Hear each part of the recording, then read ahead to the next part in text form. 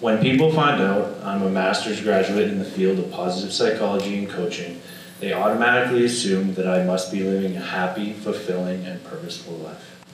The reality is I am to a certain degree, but only because I find passion in giving back to the community.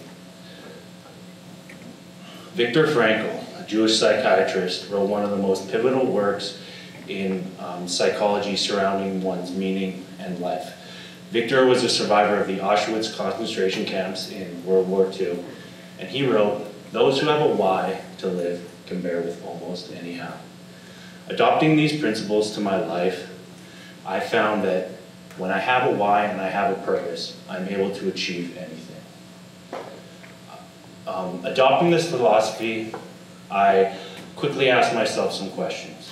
Why do I want to do anything in this world? What is my purpose? And what unique skills have I been given, and how am I going to go about giving back to my community? Life is about living, not about surviving. Therefore, we must take every day as a blessing and understand why we're here and how we're going to give back to our community. Ask people what makes them happy.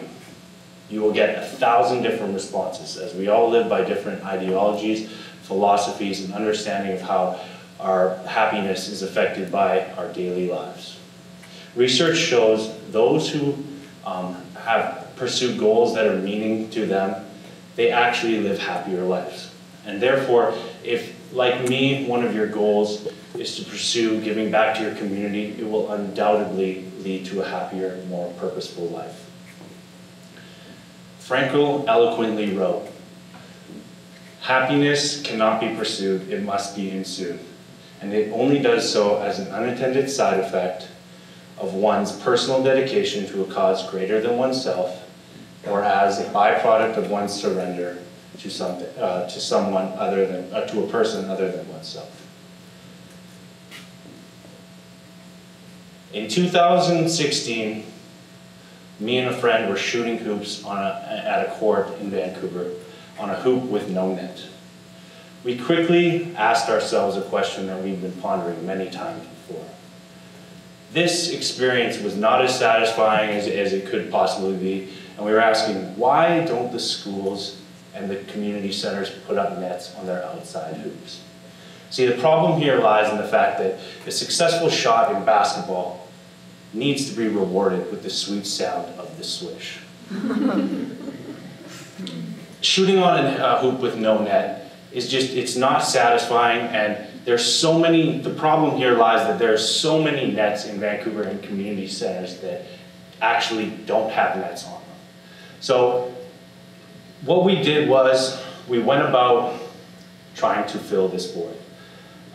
For us that live by the code, ball is life, we obviously don't want to shoot on these nets, and so we will travel far distances to shoot on courts that actually do have nets.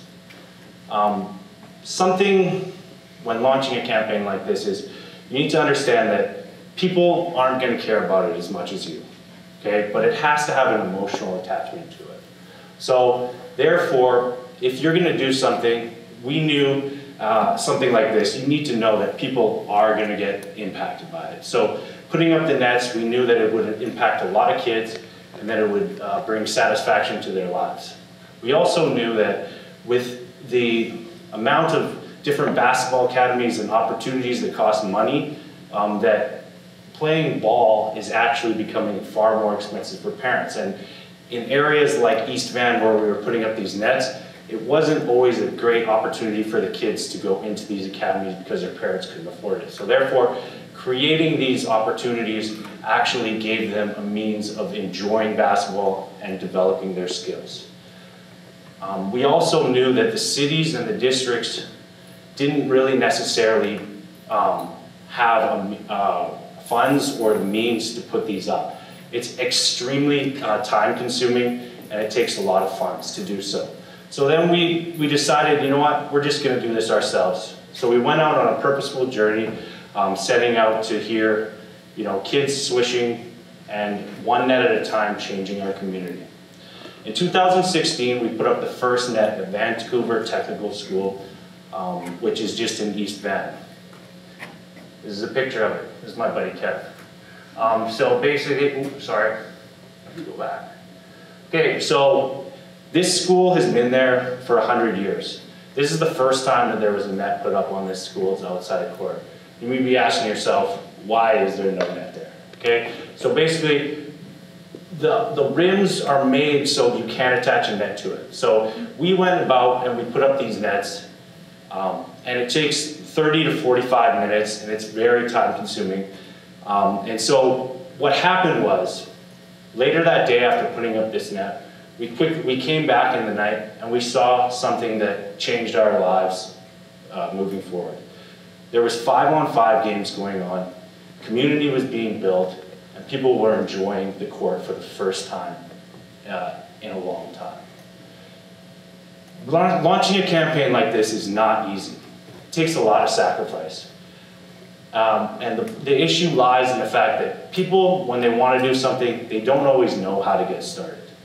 So when starting this, I was just finishing my master's degree, and as you guys know, school is expensive. I had to take out $500 to fund the first nets, and that bought 50 nets.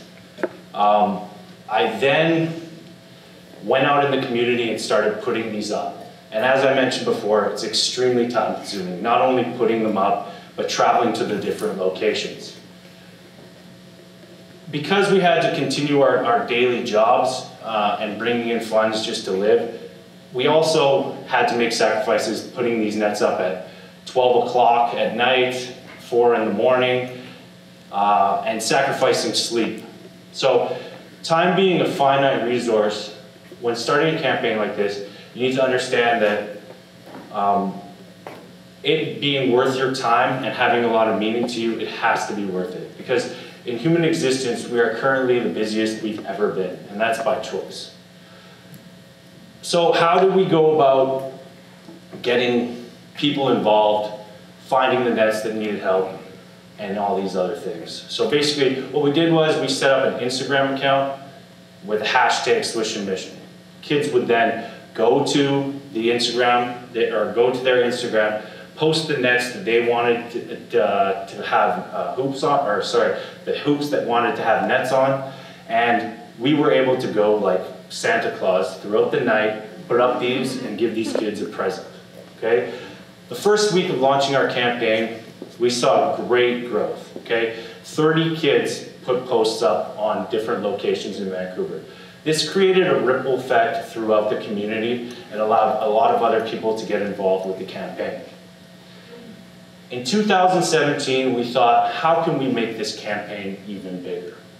We tied ourselves to 2 different foundations that were close to our hearts. Big Brothers Canada. When I was younger, I was the little brother.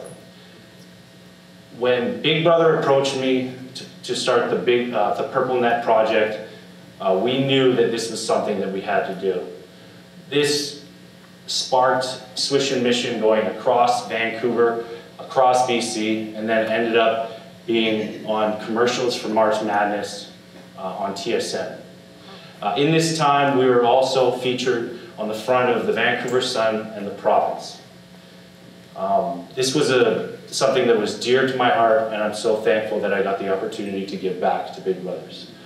Another campaign that we were able to work with was the No Regrets Nets, which is the Quinn Keys Foundation. And these 2 projects funded the #SwishAndMission in 2017. In 2017, we were able to put up nets from Chilliwack to here in Squamish. And we put up 350 nets in the community with our different volunteers and our different people.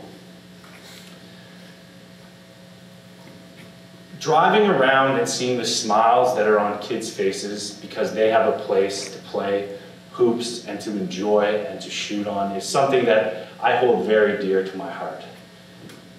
Making people's lives better is the reason we're here on this earth. Finding out what your purpose is and why you want to do something is so important. Once you find out why you want to do something, and then you have the ability to give back, this is going to lead to a more purposeful, meaningful, and satisfying life. Thank you very much.